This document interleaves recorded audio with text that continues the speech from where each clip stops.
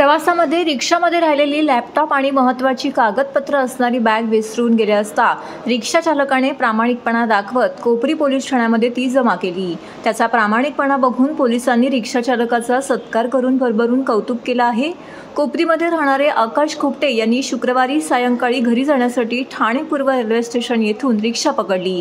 सोबत लॅपटॉप आणि इतर महत्त्वाची कागदपत्र असलेली बॅग त्यांच्या सोबत होती, मात्र रिक्षात ही बॅग ते विसरून गेले।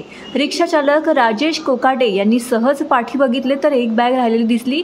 सदरची बॅग ही ज्यांची आहे त्यांच्याकडे जाणं अत्यंत महत्त्वाचं असल्याने कोकाटे यांनी कोपरी पोलीस स्टेशन गाठले।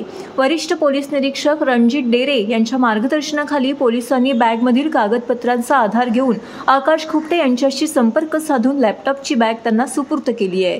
रिक्षा चालक राजेश कोकाटे यांचा प्रामाणिकपणा बघून कोपरी पोलीस स्टेशनचे वरिष्ठ पोलीस निरीक्षक रणजित डेरे यांनी त्यांचं कौतुक करून विशेष असा सत्कार केला आहे।